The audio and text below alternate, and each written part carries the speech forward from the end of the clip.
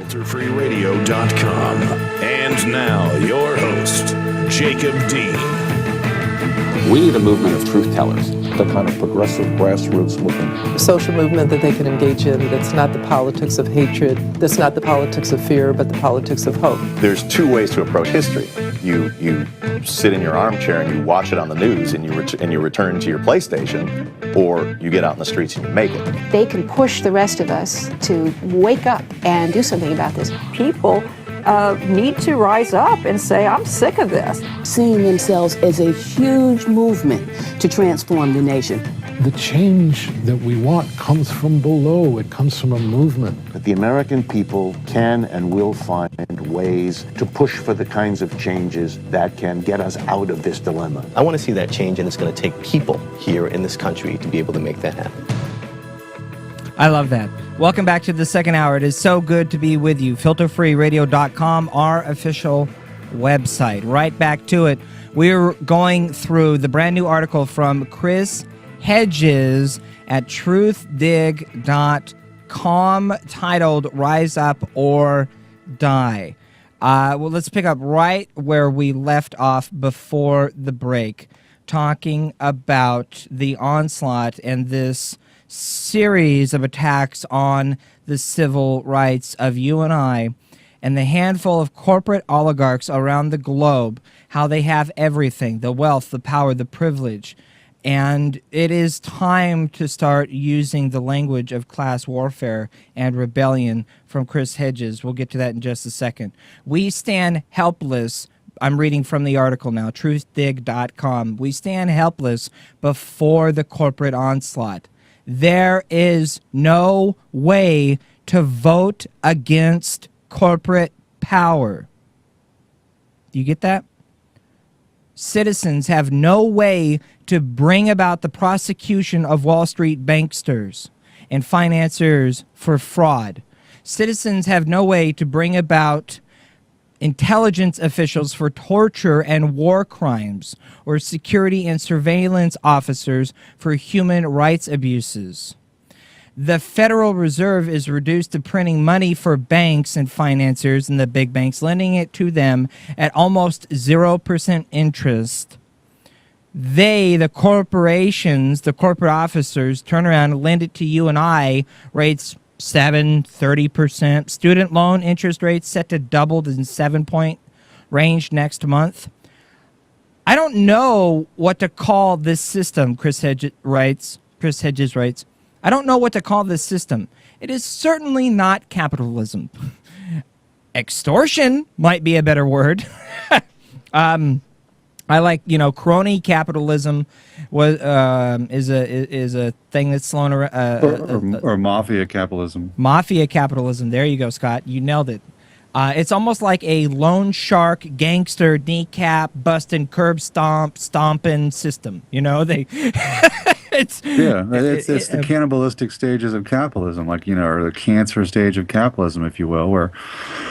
Well, really, it's there's nothing left, and so everything becomes a commodity until exploited until exhaustion and collapse. And right now, we're looking at it's the same reason when the Arctic Ocean melts that they go, oh, good, we can drill for more gas up there. It's like, are you fucking kidding me?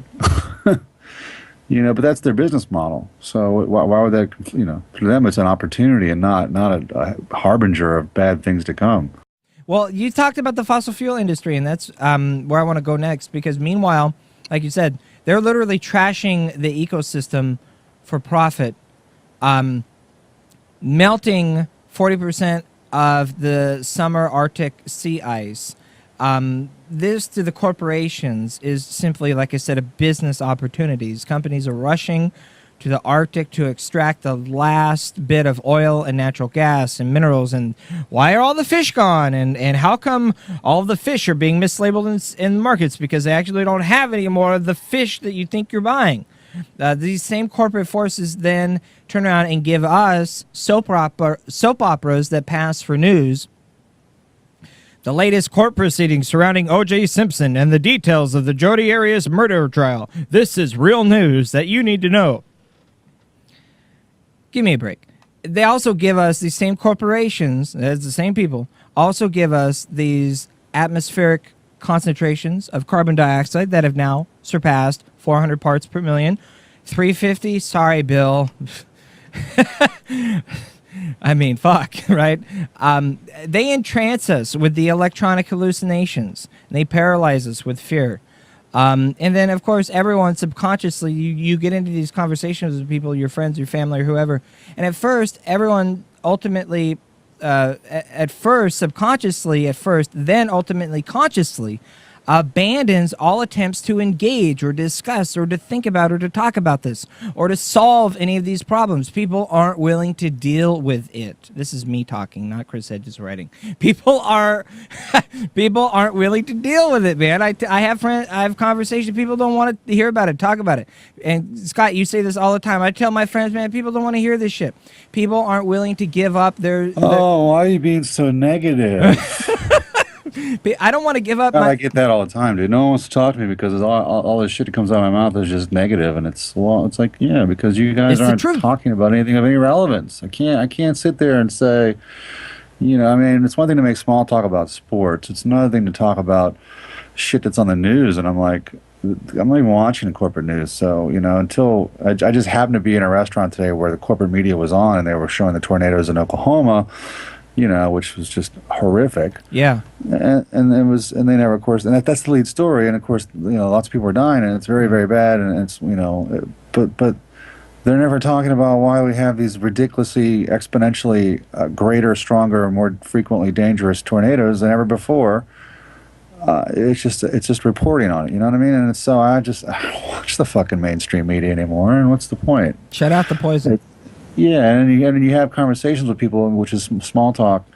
You know, you make small talk about these topics, and these topics are totally irrelevant. And I don't want to talk about them with people in terms of small talk. So somebody will say something like that, like, hey, can you believe this tornado in Oklahoma City, for example? And I'll be like, yeah, let's talk about global warming. Let's talk about the climate. Let's talk about how fucked we are unless we do something about the climate. You think this is bad? And I take it to the nth degree where we're all going to die unless we do something about it. And that conversation ends right there. It's like, oh, okay, nice talking to you.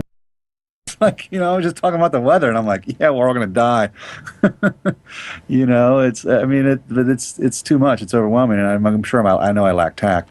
But the point is, here you go. This is what you're looking for. So all I'm asking for is a rational adult discussion on ways to create an actual sustainable society. Now, I know sustainable sounds like a hippy-dippy tree-hugging pussy word, motherfucker, but no. Sustainable just means can go on forever. What we have now is an unsustainable model, also known as a devour everything now and shit on the future model.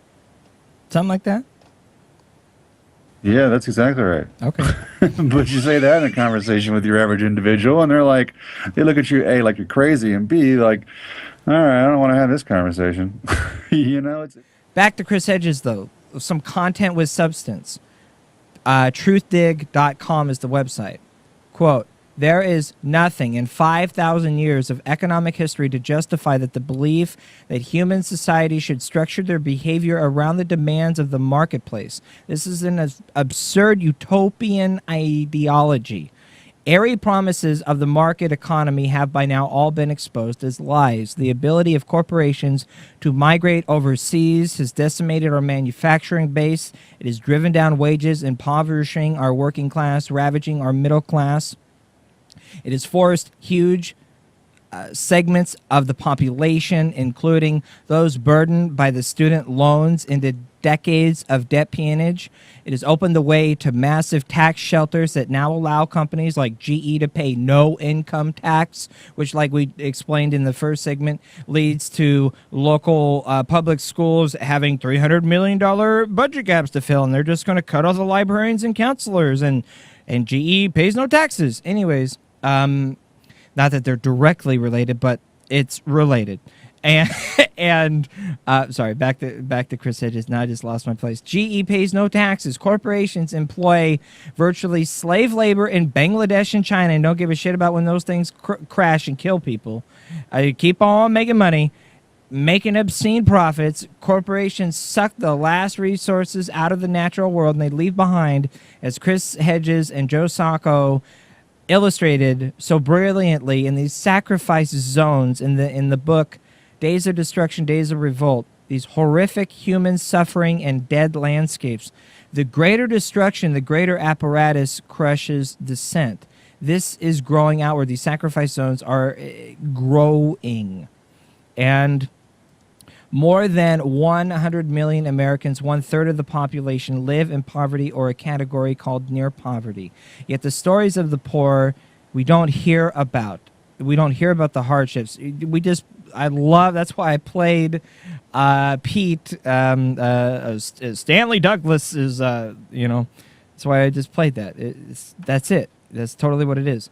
And this handful of media corporations, Viacom, General Electric, Rupert Murdoch's News Corp, Clear Channel, Disney, media companies, the suffering of the underclass, the crimes of the power elite, these guys, we don't talk about it. It's invisible. They render it invisible. They don't talk about it. You don't hear about it. You don't think it's going on. Therefore, you direct your love, your hope, and your faith, your anger, whatever, into the wrong directions. We need to refocus our energy. Chris Hedges ends up summing up his article, and I want to go there. He says, rebel. Even if you fail, even if we all fail, we will have asserted against the corporate forces of exploitation and death our ultimate dignity as human beings. We will have defended what is sacred. Rebellion means steadfast defiance. It means resisting just as have Bradley Manning and Julian Assange and Mumia Abu-Jamal. It means refusing to succumb to fear. It means refusing to surrender even if you find yourself caged like an animal like these people do. It means saying no, to remain safe, to remain innocent. In the eyes of the law today, in this moment in history, is to be complicit in a monstrous evil. What's the saying? If that's right, I'd rather be wrong. Yeah, it's the lie of omission is still a lie. And he sums up, he quotes the poem of resistance by Claude McKay called "If We Must Die," which is great. It was it's in there, and then he also ends with the story of Herman Melville's Moby Dick.